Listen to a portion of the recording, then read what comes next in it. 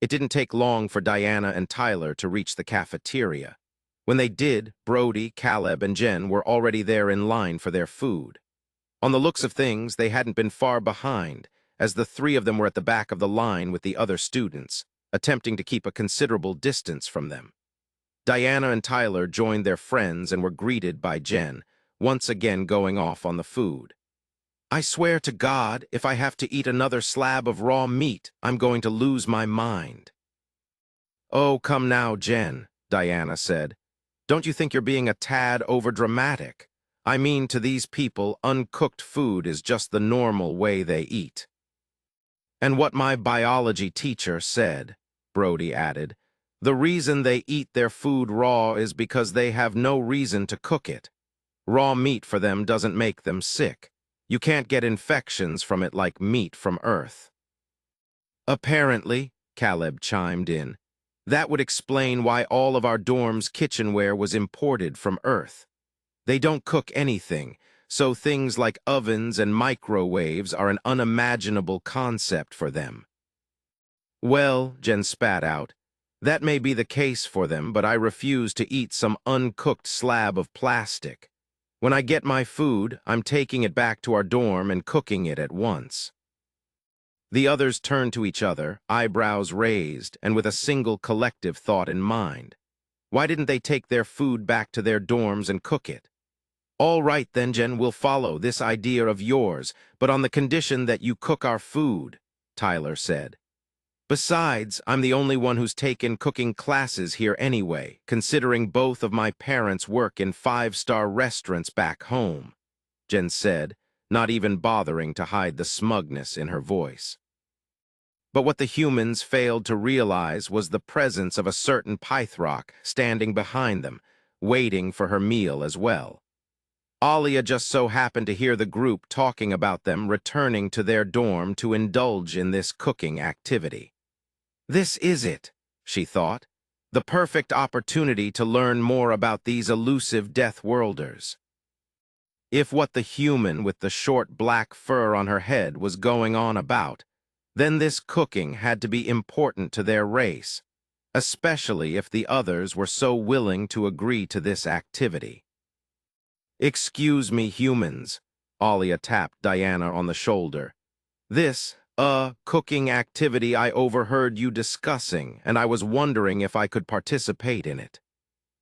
"Oh, I mean, I guess," Diana replied. "Sorry if I seem a little shocked. I just never thought that cooking, of all things, would be so strange to other sentient races in the universe." Diana turned to Jen, and without even saying a word, Jen responded, "Well, if it means introducing the galaxy to the most important concept of human existence, then I will be more than willing to cook your food as well, Miss Alia." "Well, Alia," Diana continued, "once we've gotten our food, follow us back to our dorm and we'll cook it up. I'm pretty sure the gravity machine in there is set so it won't activate if any non-humans are in there, so don't worry about that." And so, once the group got their lunch, they began to make their way to their dorm. They'd have to pass through the history section of the school to get there, so they might run into a teacher or two. In fact, as they were walking by, Mr. K. Rose was inside his class, still going over the notes Diana had left him. He'd finally gotten to the wildlife of Earth and was most fascinated by it. He was especially interested in these animals called owls, the strange noises they made, and their facial features. Mr. K. Rose might not have been a biology teacher, but this was certainly something he couldn't pass up. He'd even forgotten about lunch. That was, until he heard Diana and her friends walk past his class, talking to each other. He looked up to see why they weren't in the cafeteria and found them heading towards the dorm. Curious, he decided to get up and follow them. Once the group got back to the dorm, Alia was instantly enthralled by strange, otherworldly items. Since everything in the dorm had been imported from Earth, much like everyone else's dorms having items imported from their respective planets, she took the chance to take in what appeared to be human culture. The living area was something to be expected. but it was the contents of the room that she was fascinated by. A strange, tower-like structure made out of plastic, placed under what appeared to be a human TV, had markings that Alia couldn't read. She figured it was because it was written in the human native language. Ah, yes, the PlayStation 7, the peak of video game power. Quite the console, isn't it? These bad boys are sold out almost everywhere. I was surprised when I heard they were able to get us one, Caleb said. For the last time, PC is far better than anything you and your PlayStation 7 can muster. Last time I checked, those things still can't play games in 8K resolution, something that PC has had for years, Jen snapped at Caleb. Not only that, but we have far more variety in our game catalogs than you'll ever have, so you can take your exclusives and go beg on Sony's doorstep not to put them on Steam. Caleb turned to face Diana. Now hold on just a... Am I interrupting something? Mr. K. Rose asked as he entered the dorm. I noticed you were walking towards the dorms instead of the cafeteria, and I wanted to know why exactly. It is lunchtime, after all. Jen walked out of the kitchen, appearing in a chef's outfit. Simple, we're cooking our lunches. Cooking, Mr. K. Rose said in confusion. I think it's a sort of human activity or ritual they do before eating. I'm not sure what it is, though, Alia responded. Something like that, Jen said. Hey, Alia, I understand your race is unable to consume capsaicin, correct? I assume you don't want any on your meat if that's the case. Alia responded adamantly. Of course not. Capsaicin is an extremely dangerous substance, ground down and used in bioweapons. Even the smallest dose of that stuff would burn my insides out and destroy my body within minutes. Okay, wow, I knew you guys were all in baby mode when it came to existence, but I didn't think you'd die from everything under the sun, Jen said, her face in complete shock. It's okay, Alia. Humans are somehow capable of consuming capsaicin without any side effects. It sounds completely insane, but rest assured, they mean no harm, Mr. K. Rose told Alia, who herself was in complete shock at the notion. She didn't even have words. What about you, Mr. K. Rose? Want to try your hand at human food? Diana asked him. I'm sure, why not, right? That'll be a vegetarian burger as well, then, Jen said before walking back into the kitchen. For the next 10 minutes, Alia and Mr. K. Rose looked around the human dorm, taking in all of this unnatural culture. After all, it wasn't every day that you got to learn about Death Worlders. Most of their technology was similar to other races, and neither of them got any time to take a good look around. Hell, the two of them couldn't even take any books back with them due to being unable to read any written human language. Lunch is served, Jen's voice rang out in the dorm. The human ritual is complete. Is it time to eat? Alia asked. Yep, dig in. Both Mr. K. Rose and Alia began to inspect their food. Neither of them could make out what was in front of them. There's meat in mine, Mr. K. Rose said. Don't worry, it's not real meat. It just looks and tastes like real meat. They're called vegetarian burgers, Diana said. Really? But isn't your race omnivorous? Why would you go out of your way to create? Some people can be very picky back on Earth, Jen said, her voice seeming annoyed at the concept of such a thing. Anyway, you'll be able to eat it. It's not made of any actual meat. As for Alia, you've been given a burger except the lettuce has been replaced with bacon, the cheese has been melted into the patty, and there's barbecue sauce on the bacon, which, by the way, has been cooked to perfection. Hesitantly, Mr. K. Rose took a bite out of his veggie burger, and instantly his mouth was bombarded by what seemed like 1,000 tastes. For a few seconds he froze, unable to comprehend the tastes he was feeling. A tear even began to fall down his eye. Instantly, his mind began to internally expand, and it seemed like he was shooting throughout the cosmos at high speed. It took Diana tapping his shoulder to knock him out of his trance. "Hey, are you okay, dude?" Diana asked. Mr. K. Rose simply nodded and spoke while attempting to savor every bite. "Good. Very good." Mr. K. Rose was one of the older staff members at the school, and never in his entire life had he tasted something like this. He simply shut his eyes and slowly took another bite, making sure to properly savor every single one. Alia, who had been watching Mr. K. Rose this entire time, took his tears of joy as a sign that the food was safe and wouldn't melt her internal organs. She grabbed her burger and inspected it one more time.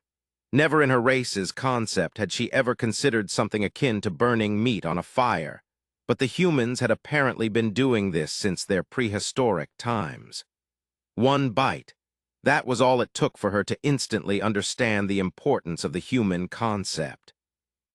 A heavenly taste of a roasted patty mixed with cooked bacon, grilled cheese, melted in with barbecue sauce on top.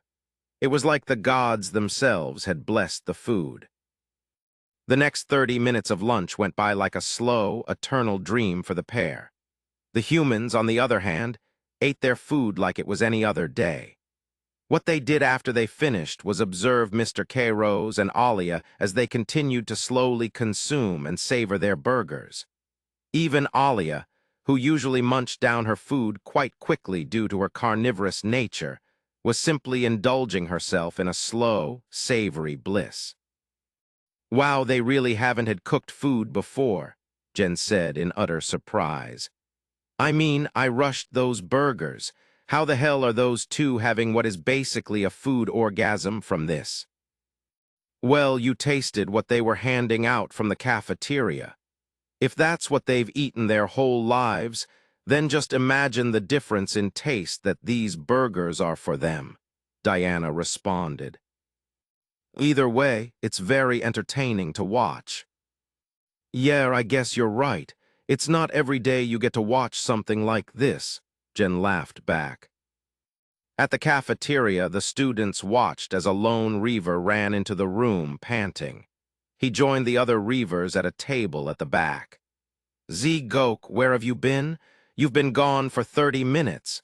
Explain this disappearance." "My apologies, Group Leader Gag. I saw the Pythrock Alia leave with those Death Worlders and went to investigate." "And what purpose could this investigation of yours possibly warrant?" another Reaver said. "Hold your tongue, Alzhun," said before turning to Gok. "Speak, Gok, what has your investigation found?" "The Death Worlders, they have lured the Pythrock and teacher Kairos into their domain and have subjected them to unholy temptation." Ulgag and the other Reavers gasped in shock. "Unholy temptation of what kind?" the group leader asked. "These Death Worlders, they have tampered with the pure and holy sustenance that the Great One has gifted us. They burned its purity in unholy fire." The Reavers simply stared at each other in shock and began to murmur amongst themselves. "How dare they?"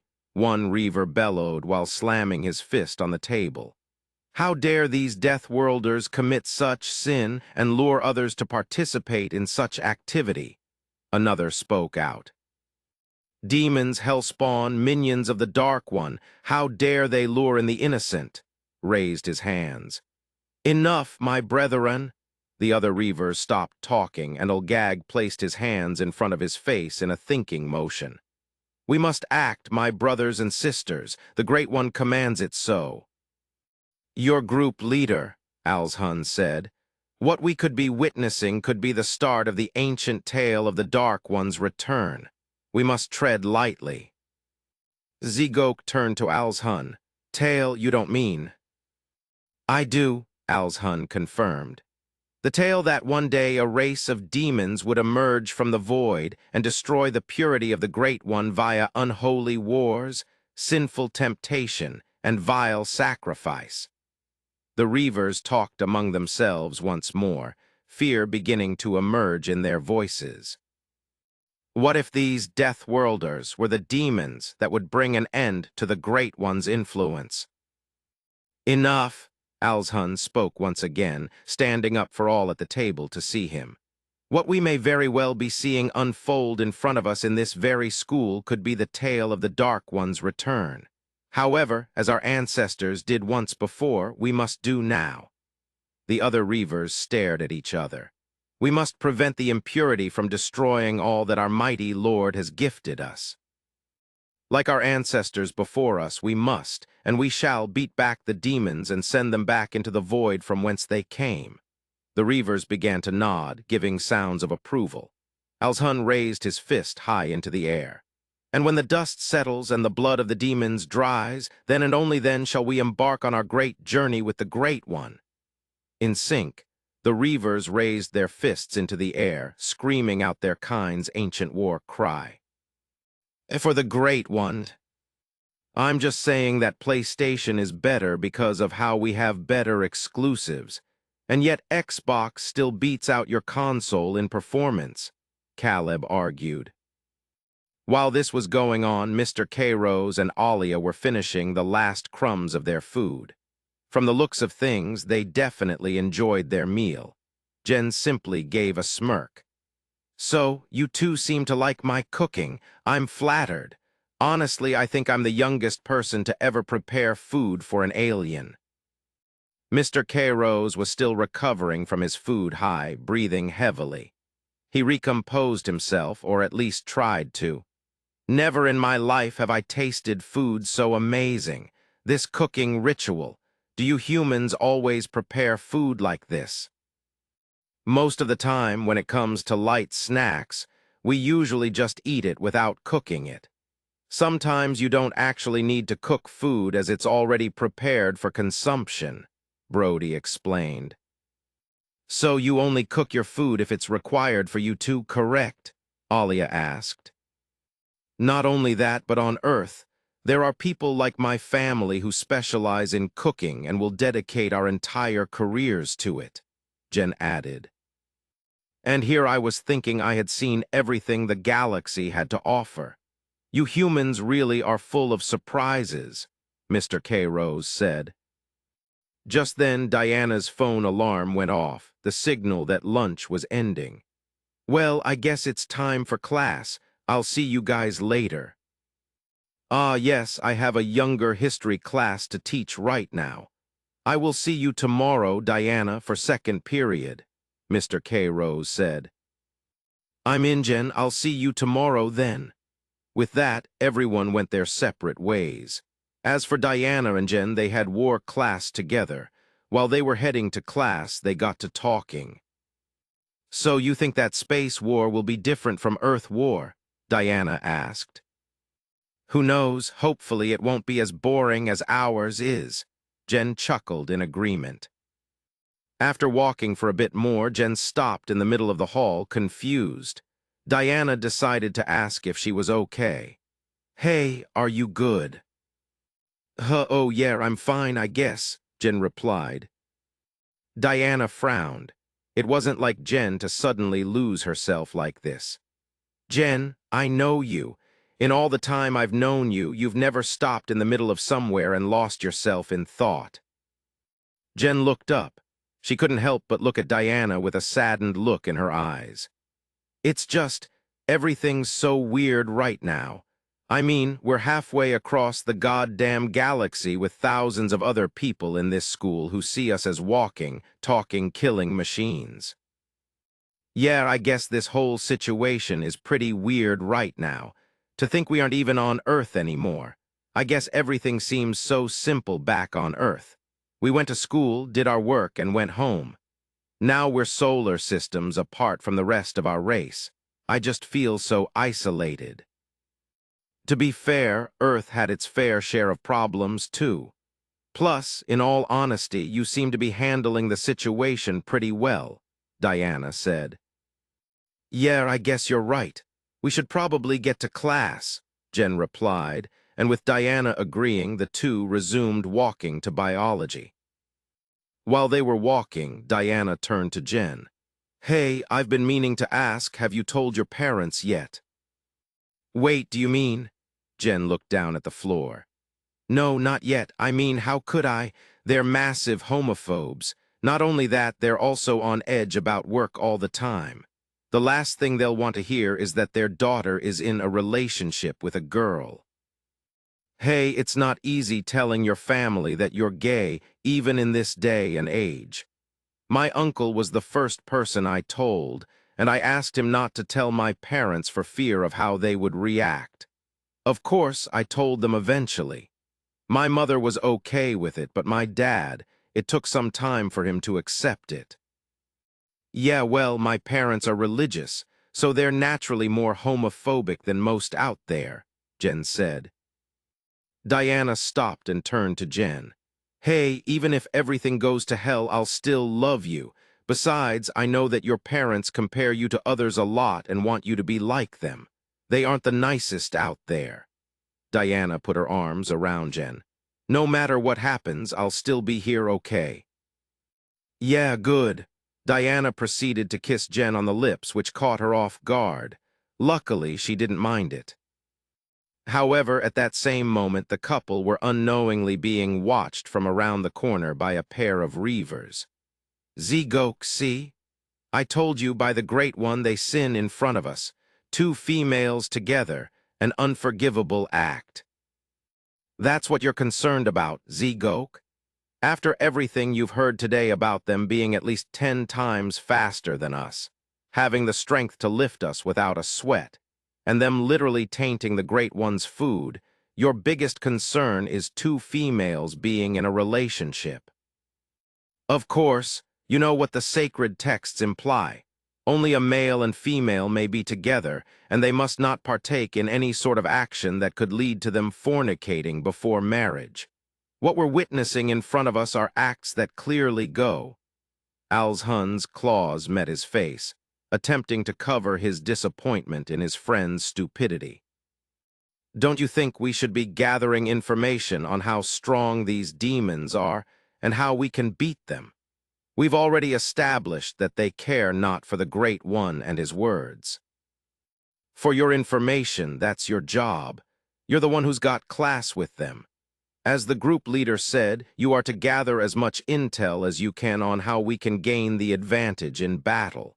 Once we have enough, we'll attack. I still think we should take care with confronting these demons. We are no match for them in a direct engagement. As for the mission, don't worry about me. Worry about your mission. My war class is taught by a Reaver veteran of the Holy War of Viridium 5. I shall speak to him and use his knowledge to seek out ways to find weaknesses in our foe. Very well, I shall be with the group leader in our class discussing tactics. The two Reavers separated, with Zegok turning to face Alshun. May the Great One be with you.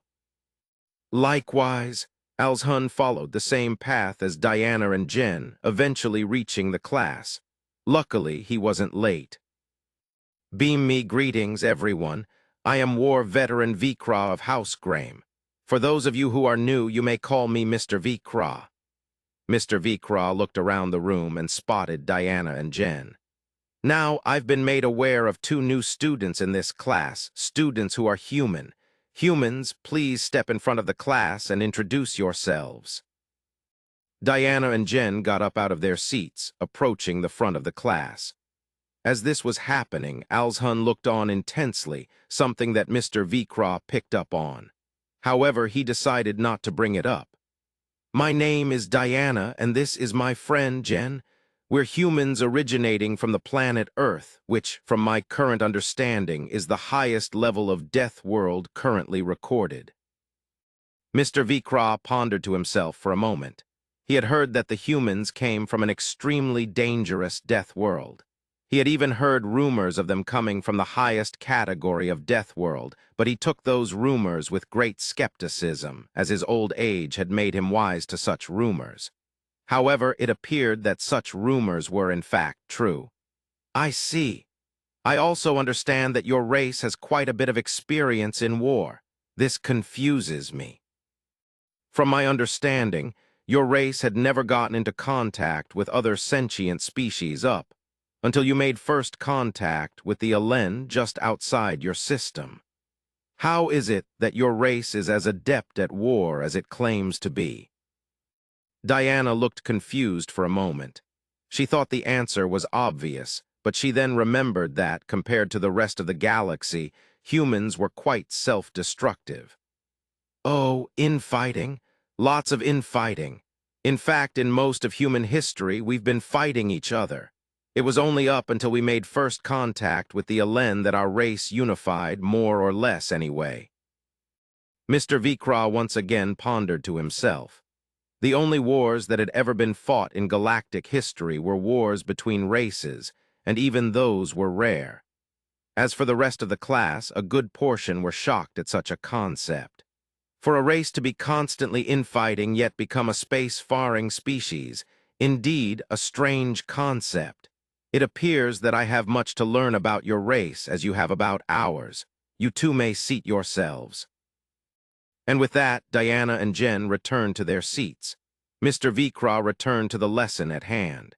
Now, class, as discussed in the prior lesson, I will be teaching you about the Holy War of Viridium 5 and how, despite it being called a holy war, it was a grave mistake that led to the death of hundreds of thousands. The class shook their heads in sadness. Every single one of them knew that the war was a terrible mistake on the part of the Reaver Council, even though they had yet to admit it. Even Mr. Vikra lowered his head in shame for a brief few seconds, his mind flashing back to the innocence that he had struck down in the name of the Great One. Now how this works is simple. Mr. Vikra tapped some buttons on his teaching pad, and a holographic interface of what appeared to be a battleground sprung up on everyone's desks. Each of you will be put into groups of 3. Together, your group must create and command an army to destroy the enemy forces. You will have all but the last 30 minutes of the lesson to complete the simulation. Remember, do not feel bad at failure. This is one of the hardest war simulations that we have to offer. Once you witness such a simulation, you will understand what it's like to command an army into battle and the means that you have to go through in order to achieve victory. Begin. With that, the students began to get into groups of 3. This was a problem for Diana and Jen, however, as they were the only 2 humans in the class, and pretty much everyone else was basically scared shitless of them. Humans, I shall group with you. Oh, hey there, sure. Alshun took a seat next to the humans, observing as Diana and Jen inspected the hollow projector. Okay, so I can't read this well, at least not properly, Diana said. Yeah, neither can I, Jen added. Oh, hang on. Jen pulled out her data pad from her pocket, along with a wire that she plugged into it and the hollow projector. After a few clicks, the button prompts seemed to duplicate themselves, except appearing in a language that Alshun wasn't familiar with, which was English. I assume that these symbols are your species' native language, Alshun asked. Yep, well, one of them. Just the one that we can read anyway, Jen replied. After that brief discussion, the group began the test. Alshun was the most familiar with this particular form of test, as he had taken easier versions of it in previous years. However, he was surprised at how quick the humans were catching on. Diana especially was learning fast. You learn quick, humans. I am surprised. I was under the impression that you were unfamiliar with this form of test. Well, depends on the context, honestly. I'm more surprised that you guys class, command, and conquer as a test and not a video game. Awesome, Diana said. I'm sorry, what are you referring to? Alshun asked. Oh, humans have video games on Earth that are very similar to this test. Actually, I have several command and conquer games on my PC back at home that function almost exactly like this test. I always had a thing for strategy games, Diana explained. Let's just continue, Alshun said. Not long after, the trio finished the test, which was something that most other groups couldn't say. Alshun was actually surprised at the results, as they not only defeated the simulation but did so rather well. Most of their forces actually survived the attack. Once it was over, Mr. V. Craw went over the results of each team. As expected, most failed, but upon looking at the results of Diana, Jen, and Alshun, he was taken aback. Well, this is certainly a development. Team 5, I wish to speak to you at the end of class. Diana, Jen, and Alshun looked at each other. They all had the same look of worry among their faces, despite one of them having a facial structure far different than the other two. Once class did end, Mr. Vikra approached them before giving them an unexpected level of praise. Well done, you three. I must say, in all my years of teaching, I've never seen such high marks on a test of this difficulty. I am impressed. You three have impressed me. Such a thing isn't easy to do. Diana responded, yes, Mr. Vikra. While I was observing you, I noticed that you and Jen had several different approaches to the simulation's tactics. However, they seem to be quite effective regardless. What you two humans showed me today is that you have the knowledge to defeat an enemy that many in the Reaver military would have to spend years to acquire. You two should be proud of your results. With that, Mr. Vikra allowed the group to leave. Alshun, however, stayed behind. Mr. Vikra, you are allowed to leave if you want to. Is there something that you wish to discuss? Yes, Mr. Vikra, it's about the humans. They unnerve me. You aren't the only one. Most of the students among this school are, to put it bluntly, scared shitless of them, and rightfully so. From what the PE teachers have said, they can run faster than even the fastest of us, lift ungodly amounts of weight that would cause even the strongest among our race to buckle, and jump so high that they risk crashing into the gym ceiling. From what I've also seen, it's not just their physical abilities that you should fear. I saw the mental abilities of a human firsthand. Those two are smart, cunning, and will only make moves if it is absolutely necessary to their end goal, something which new Reaver recruits won't understand until several years into their military service. Exactly. What we saw today is what a young, inexperienced human is capable of. Just think, Mr. Vikra, if those two can do that, what could a fully grown human with decades of military experience like you be capable of? Mr. Vikra slowly walked over to his chair, sat down, and pondered for a split second. Yes, a terrifying concept to consider. If what the human with the red hoodie, Diana, says is true, that humans have fought each other for the entirety of their race's existence, they will likely have thousands of years' worth of wars to look back on to draw knowledge from, something that even we don't have. They are truly a race of warriors unlike any other. Yet you speak of them as demons, Alshun.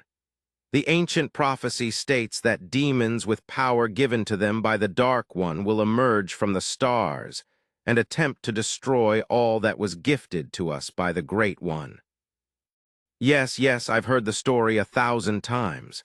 I can see why you would think of them as said demons, but the prophecy also stated that those demons would be mindless beasts, and from what we've both seen, humans are anything but that.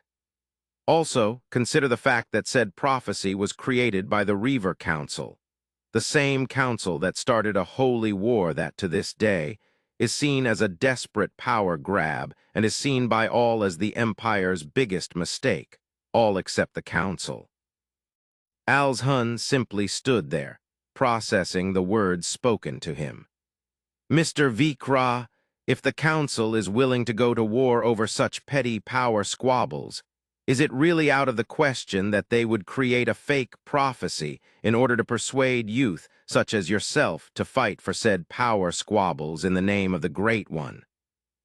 The holy texts say many things that are widely debated, but one thing that we can all agree on is that the Great One created all things with free will and allowed them to progress as they saw fit.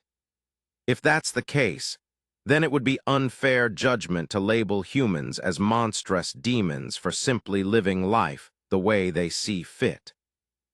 Hun, I see. It appears I have much to think about today. We both do. However, remember this, you are young and full of potential.